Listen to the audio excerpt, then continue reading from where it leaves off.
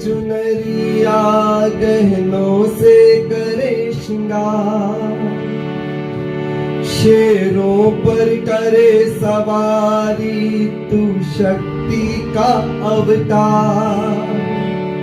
तेरे तेज भरे तो नैना तेरे अधरों पर मुस्कान, तेरे द्वारे शीश झुकाए क्या निर्बल क्या बलवान।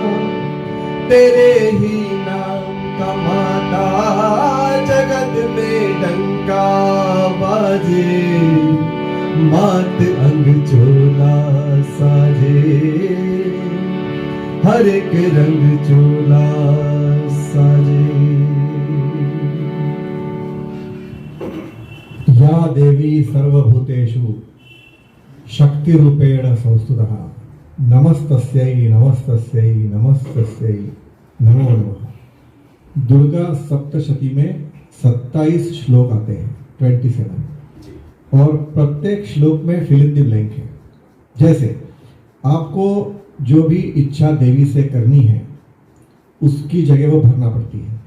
या देवी सर्वभूतेषु शांति रूपेण संस्तुतः, शांति भरतो आप। यदि आपको क्षमा चाहिए तो क्षमा रूपेण संस्तुतः। इतना ही नहीं, आपको यदि नींद भी नहीं आ रही हो तो उसमें निद्रा को भी देवी माना गया है। या देवी सर्वभूतेषु निद्रा रूपेण संस्तुतः नमस्तस्यै नमस्तस्यै नमस्तस्यै नमो नमः। बाकी सारा श्लोक वैसा ही रहता है, केवल उस खाली स्थान में वो जगह भर दो आप, तो देवी उस स्थान को सिद्ध करती है। और ऐसी शक्ति के उपासक हमारे बीच बाबूराम राजौरिया साहब आज हमारे बीच म्यूजिक टेम्पल की इस श्रृंखला में जुड़े हुए हैं। दीपेश जैन की इस श्रृंखला का उद्देश्य सिर्फ यही है कि अलग अलग विधाओं में संगीत की जो सेवा करते हैं और संगीत की साधना करते हैं, उन साधनाओं को आम जनता तक, आप लोगों तक उनको पहुंचाना। और इसी श्रृंखला में आज हम एक कैला देवी के उपासक, म्यूजिक डायरेक्टर, फिल्म प्रोड्यूसर और जो अपने आप में एक मल्टी टैलेंटेड पर्सन इंदौर में हैं। और सबसे बड़ी बात इनकी ये है कि ये अर्थ से दूर है, इनका परम अर्थ ही अर्थ है। मतलब पैसा कमाना, अर्थ कमाना इनका उद्देश्य नहीं है। यह प्रत्येक कार्य ईश्वर को समर्पित करते हुए और निस्वार्थ करते हैं, निःशुल्क करते हैं। और मैं इनकी शुभकामना ऐसा ईश्वर से वरदान मांगता हूँ कि ईश्वर उन्हें ऐसे समृद्ध करे, इतना अर्थ से संपन्न करे कि ये वर्षों तक अपनी ऐसी इच्छा पूरी करती रहे। हम आपके स्वागत के लिए, मेरे पास शब्द नहीं है, बहुत बहुत धन्यवाद। थोड़ा आपका मेरा परिचय आज पहली बार ही हो रहा है, तो मैं जानना चाहता हूँ कि आप संगीत की या सेवा संस्कृति के इस क्षेत्र में कैसे आए। इंदौर में केला माता मंदिर है। मेरे मम्मी पापा केला देवी के बड़े भक्त हैं। बस वो शाम जब मम्मी पूजा करती थी तो मम्मी के साथ ही रहता था। बस धीरे धीरे धीरे धीरे माँ से लगने लगी। मम्मी दादाजी और ये सब भजन गाते थे, तो कभी मंजीरे मिलते थे लेकर बैठ जाते, चाय पानी करते। तो धीरे धीरे धीरे कब मैया जी ने कहाँ पहुँचा दिया पता नहीं चला। संगीत के अलावा आप और कौन कौन से क्षेत्र में हैं? जी, मैं मुंबई फिल्म एसोसिएशन में मेंबर हूँ और करीब 4 फीचर फिल्में ऑल इंडिया रिलीज कर चुका हूँ। और T series, tips, winners, Unix कई कंपनियों में एल्बम्स रिलीज हुए हैं और इंदौर के कई कलाकारों को टी सीरीज तक पहुँचाया। सही अर्थों में संगीत जो शब्द है उसका अर्थ यही है, संग गीत। जब वो संग लेकर गीत गाया जाए तभी वो संगीत बनता है। अभी जो हमारे संगीत की विडंबना है वो मुझे इस मंच से कहने में कोई झिझक नहीं है। संगीत बटा हुआ है। सुगम संगीत वाले भी शास्त्रीय संगीत की महफिल सुनने नहीं जाते हैं और शास्त्रीय संगीत वाले फिल्म संगीत सुनने नहीं जाते। इतना ही नहीं, नृत्य के कलाकार केवल नृत्य कार्यक्रम में दिखेंगे। शास्त्रीय गायन के कार्यक्रम के कलाकार जो गायक हैं वो केवल और केवल गायन वादन में। तबला वादन का यदि आपने सोलो रख दिया तो वो केवल तबला सोलो में तबला के कलाकार इकट्ठे होंगे। ये संगीत की बहुत बड़ी विडंबना है और यह नहीं होनी चाहिए, क्योंकि संगीत सबको लेकर चलने वाला। जब आप किसी का कार्यक्रम सुनने नहीं जाएंगे तो आपका सुनने कौन आएगा? इसलिए पहली मैं इस मंच से सभी कला साधकों को भी से निवेदन करता हूं कि वे भी एक, नहीं मुझे मालूम है कि प्रत्येक का संभव नहीं है प्रैक्टिकली, लेकिन एक तो भी महीने में ऐसा रखें कि आप किसी कलाकार का हौसला अफजाई करने के लिए सामने बैठकर उस कलाकार को पूरा सुने, यदि आपके पास समय हो। कोई भी आप, इंदौर में तो प्रति माह कार्यक्रम होते ही रहते हैं। तो संगीत की इस श्रृंखला में अपन आगे बढ़ते हैं कि आपने कौन कौन से कार्यक्रम आयोजन प्रयोजन वगैरह किए, बताइए। करीबन 40 सालों से मैं माता जी के जगराते करता हूँ और ये मेरा पेशा नहीं। और नए नए कलाकारों को मंच देना, उन्हें निःशुल्क शिक्षा देना, यदि कोई एक्टर कोई एक्टिंग करता है तो उसे फिल्मों में काम देना, बस यही करता हूँ। मतलब ये तराशने का काम करते हैं, ये गुणग्राही हैं और सही अर्थों में पारकी हैं, मतलब जौहरी हैं आज की भाषा में इनको कहें तो। संगीत की आपने कहीं विधिवत शिक्षा ग्रहण की? नहीं, सिर्फ माता जी के मंदिर में ही ध्यान लगाते लगाते थोड़ा बहुत जो कुछ आता है वो सामने है। वाह। या कुंदेन तुषारहार धवला, या शुभ्र वस्त्रामृता, या वीणेवर दंड मंडित करा, या श्वेत पद्मासना, या ब्रह्मार्चित शंकर प्रभुतिभिर देवै सदा वंदिता, सामां पातु सरस्वती भगवती निशेष जाड्यापहा।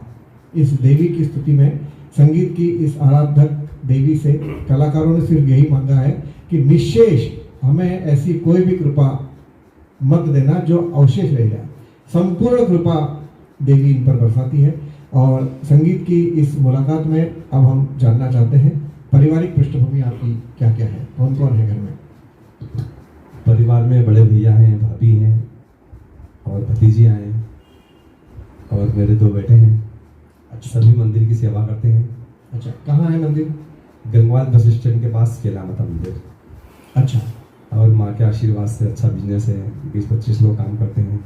दिन भर दुकान संभालता हूँ, शाम को अपने शौक पूरे करता हूँ। वाह। बिजनेस क्या है?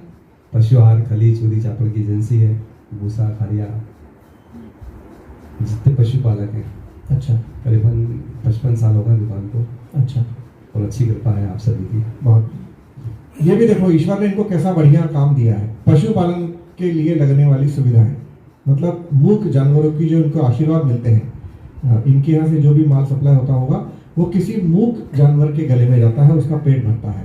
तो जाने अनजाने ईश्वर ने इनको एक धन की व्यवस्था भी करके रखी हुई है। साथ ही इस धन के साथ वो पुण्य का भी काम करते हैं, तो पुण्य आह्वान इनके साथ ईश्वर कृपा करता रहता है। संगीत की इस क्षेत्र में आपकी पत्नी के बारे में जानना चाहते हैं, क्योंकि आप जैसा कहते हैं किसी सफल व्यक्ति के पीछे किसी महिला का साथ रहता है, तो निश्चित ही मुझे इनके व्यक्तित्व से समझ में आ गया कि ये पूरी तरह से समर्पित है। इनका घर परिवार, इनकी जो महालक्ष्मी है वो कैसे चलाती है? वाकई वो लक्ष्मी ही नहीं, महालक्ष्मी है। उसी को देखते हुए मेरी फिल्म भी थी, मेरी भाग्य लक्ष्मी, जो कि मल्टीप्लेक्स में लगी है फिल्म, और मुंबई, सिंगापुर और आसपास के शहरों में शूटिंग की गई है इसकी। कि पत्नी पति का भाग्य उदय कैसे करती है। वाह। फिल्म का नाम था मेरी भाग्य लक्ष्मी। वाकई अभी तक तो सुना था कि किसी सफल पुरुष के पीछे पत्नी का हाथ होता है, लेकिन ये मैंने महसूस किया है कि वाकई अगर पुरुष सफल है तो उसकी पत्नी का साथ है तो ही सफल है। वाह। तो ऐसी कुछ जो चमत्कारिक घटना आपको, विवाह वगैरह कहाँ हुआ, कैसे हुआ, कैसी मिली भाग्य लक्ष्मी आपको? भाग्य लक्ष्मी हम लोग इंदौर से केला देवी जाते हैं, हर साल भंडारा होता है। अभी 29 सितंबर को भी है, तो अक्सर हम लोग भंडारे में जाते थे। उधर से वो लोग भी भंडारे में आए और बातचीत चली रही थी। रात्रि को केला देवी मंदिर पे जागरण होता है, माता जी की सवारी आती है। जागरण में बैठे मम्मी ने कहा बोले वो लड़की आई है, उसके लिए पूछ लेते हैं, हाँ भर देना, कैसा क्या करना है। मैंने कहा ठीक है। जब जागरण में मैया जी आई तो मेरा उसी वक्त तीसरी से पहली बार अनुराधा बाबा के साथ नंबर रिलीज हो रहा था। तो मैंने माँ से कहा कि मेरे माँ तीसरी से मेरा नंबर आ रहा है। तो माता जी मेरी बातों को काटते हुए बोलती हुई, देखो लाल जी, तुम दोनों को योग मिला दी है, शादी के यहाँ बोल लो। ओह अच्छा, तो उसी वक्त मैंने उनसे कहा कि मैंने आप सुबह ही सगाई करो, और मंदिर में ही सगाई हो गई। बहुत बढ़िया। जो कि मैं बात कह रहा था कि ये सारे पूर्व सुकृताची जोड़ी म्हणून विठ्ठल आवडी, हमारे मराठी में कहावत है कि पूर्व सुकृत इनके चलते रहे और जोड़ियाँ ऊपर बनाई जाती है वो, क्योंकि एक जन्मों की नहीं होती, 7 जन्मों की रहती है। अगर भारतीय संस्कृति को, संविधान को माना जाए तो ये विवाह के नाम पर जो आजकल चल रहा है कि लड़के लड़कियां केवल रिजेक्ट कर रहे हैं और देख रहे हैं और वो पता ही नहीं है उनको क्या चाहिए। मतलब इस समय जो स्थिति इस समय दोनों की है, पुरुष वर्ग की भी यही स्थिति है और लड़कियों की भी यही स्थिति है कि वो इतने ज़्यादा कंफ्यूज्ड है कि 25-40 लड़के देख लेते हैं और उन्हें तय नहीं कर पाते। उनके लिए एक बहुत बड़ा संदेश हमारे भाई ने दिया कि जब प्रत्येक कार्य ईश्वर पर छोड़ दिया जाए, जैसा कि इन्होंने कहा, और इन्हें माता की सवारी में ही ऐसा आदेश हुआ कि अब आपको जो है विवाह करना है, तो यह इनकी पिछले जन्मों की पुण्याई रही। और यह बात भी सही है कि पिछले जन्मों की पुण्याई होती है तभी व्यक्ति इस क्षेत्र में पदार्पण कर सकता है। संगीत की सेवा करते समय आपको जो बॉम्बे वगैरह में अनुभव आए होंगे, उसमें ऐसा कुछ अनुभव जो आपके दिल को छू गया हो, वो हमारे दर्शकों को आप बताएं। देखिए, मैं इतना ही कहूँगा कि आप ईश्वर पे भरोसा रखें।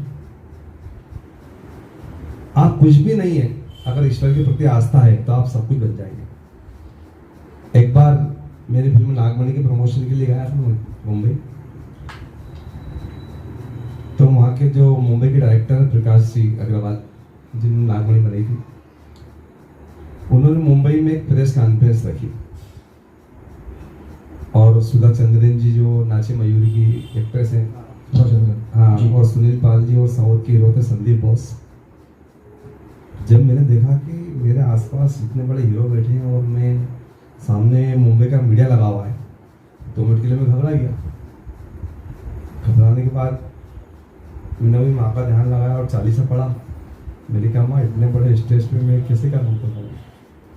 लेकिन आप यकीन मानिएगा, जैसे ही ध्यान लगाया तो वाकई इतना पावर आया कि वो खुद कहने लगे, बोले क्या डायरेक्टर प्रोड्यूसर इंदौर के, बोले मजा आ गया इनसे मिलने के बाद। वाह, बहुत अच्छी बात इन्होंने कही कि इनकी आत्मशक्ति जागृत हो गई। ईश्वर हमेशा अपने अंदर की आत्मशक्ति का दूसरा नाम है। व्यक्ति के सेल्फ कॉन्फिडेंस को दूसरी भाषा में ईश्वर कहते हैं। मैंने अपनी स्वयं की एक परिभाषा बनाई है ईश्वर की। अपनी इच्छाओं को वर देने वाले का नाम ईश्वर होता है। अपनी इच्छाओं को जो वर देता है वो ईश्वर कहलाता है। और वो कौन होता है? वो हमारी अंदर की ऐसी शक्ति जो परम शक्ति से कहीं ना कहीं जुड़ी रहती है, या ये अच्छी तरह जानती है कि हम केवल कठपुतली हैं और सारा कार्य करवाने वाला कोई दूसरा है। जब व्यक्ति की निष्ठा प्रबल होती चली जाती है तो उसके सारे कार्यों को अंजाम तक पहुंचाने का काम उस परम शक्ति का है। डोरी सोप को तो देख, उसके हाथ में सहज किनारा मिल जाएगा। तो राजूरिया साहब, हम थोड़ा सा भजन भी सुनना चाहेंगे आपसे। इतना बढ़िया मौका है, इतना अच्छा मंच है, साथ में एक संगीतकार बैठे हुए हैं आपके साथ, दीपेश जैन साहब, तो कुछ भजन हो जाए या जो आप इच्छा चाहते सुनाने की। बस इतना ही कहूँगा कि जब सारे रास्ते बंद हो जाते हैं, यदि आपकी किस्मत में कुछ भी नहीं है, आप सब दूर से निराश हो चुके हैं, तो बस इतना ही कहूँगा,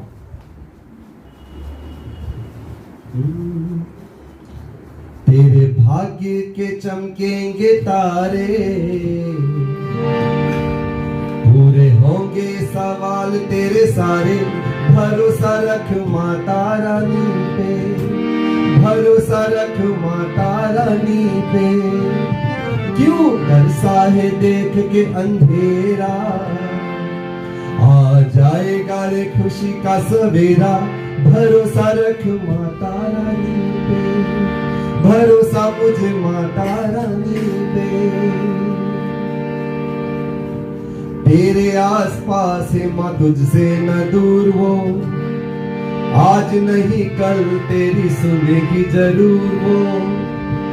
दुख हरती है सारे ही जहां का, दुख हरती है सारे ही जहां का।